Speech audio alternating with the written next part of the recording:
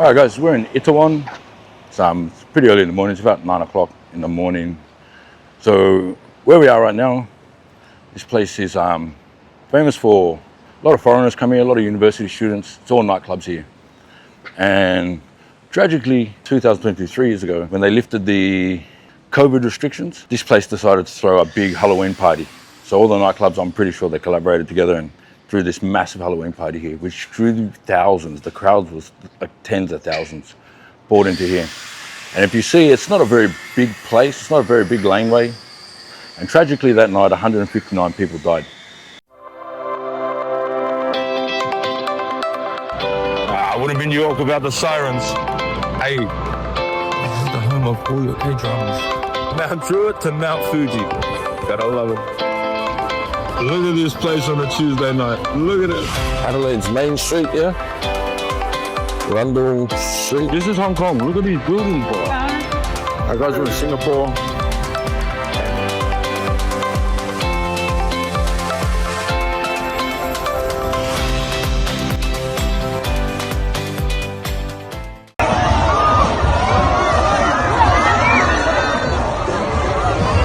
Tragically that night, 159 people died from a crowd crush, and I'll show you exactly where it happened at. But we'll take a walk down here and have a look.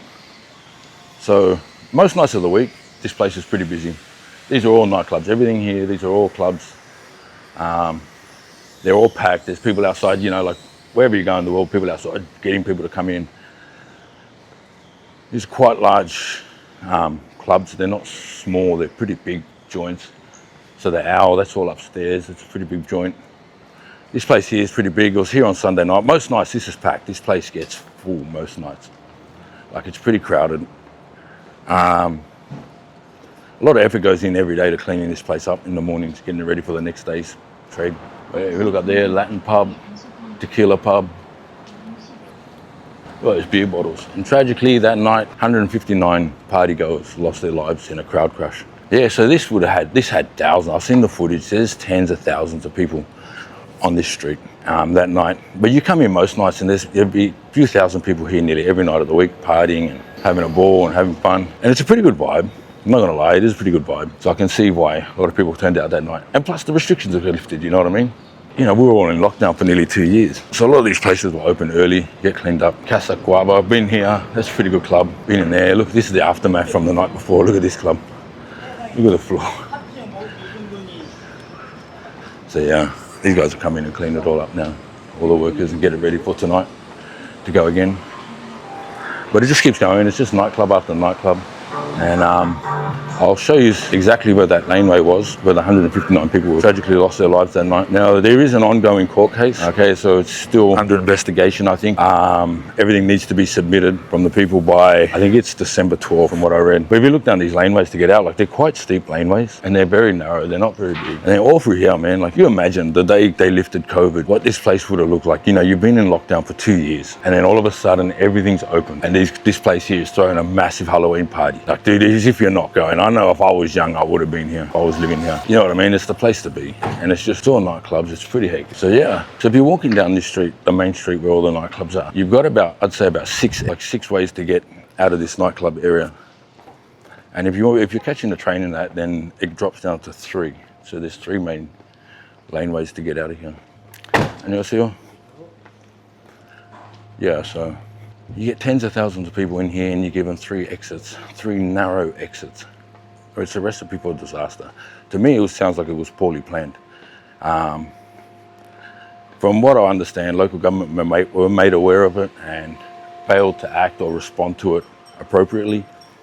And unfortunately, 159 people lost their lives that night. Mostly young people. There were a few foreigners and that. A couple of Americans died. It's a tragedy, dude, especially on a night out.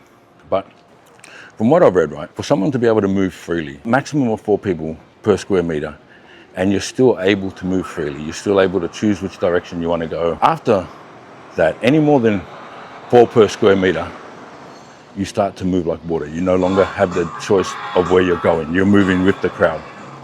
And that's what they mean by it moves like water. The crowds move like water. So that tragic night, it was estimated they had up to 10 people per square meter. That's a lot of people. And tragically, So this is the laneway now, where those people lost their lives. Down here. So if you have a look, right, it's about 4 meters wide. I would say maximum 4 meters. So you imagine thousands of people in this laneway, like 1,000, 2,000 people in this laneway. But it's a recipe for disaster. Now, if I go like this, it's literally an arm's length from one side almost to the other. Now, that night, massive crowd rush, everyone's leaving.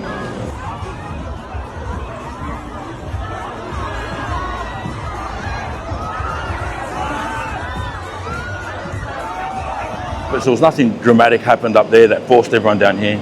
It was just everyone leaving. The trains finished at midnight, so maybe a lot of people were rushing for those last few trains.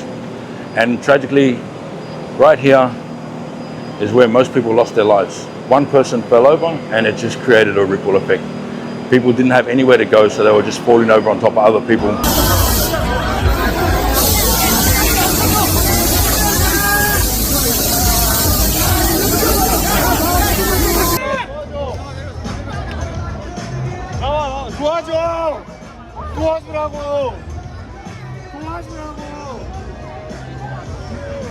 And that night, 159 people lost their lives here. This is a tribute to them. On the night of October 29, 2022, tragedy struck this very spot. On that fateful night, 159 souls were taken. Now in this place, we sense the absence of those we lost. The depth and scars of this calamity inflicted on numerous lives is immeasurable, and it is. We hold in our hearts the victims, their grieving families, the survivors, the brave rescuers, the community of Itaewon, its residents, merchants and workers. All who suffer from the harrowing moment are remembered. Where you now stand, October 29, Memorial Alley is not yet complete. Still there remain faces to be remembered and names not yet spoken. Only once every name is acknowledged and all can tread this path safely and with respect will it truly be complete. May we eternally carry the names of all affected in our hearts. May all who remember that tragic night find peace. And it's crazy, dude. And it's so sad. These people, it was the end of lockdown, they were going out there, they just wanted to have fun. They wanted to party and have fun. And 159 people died right here in this little laneway. That's crazy, man. It makes you angry that, you know, it wasn't organized properly. This one here, to support the fact-finding efforts on the October 29 Itaewon disaster, we are collecting statements and evidence from victims, individuals who witnessed the incident firsthand, and anyone who possesses information on facts that have not yet been disclosed. So it's still ongoing. I read somewhere they have until December. Support relief efforts for the victims of the October 29 Itaewon disaster. Application for official victim recognition are being accepted. Bereaved family members and individuals who have suffered physical, psychological, or financial harm are encouraged to review the information below and submit an application. So there are efforts to support those families and victims, which is good. But yeah, it's pretty crazy. Like, you look up this laneway now and you just think, holy crap, 159 people. You know, that's a lot of people, 159 people to lose their lives in this space right here.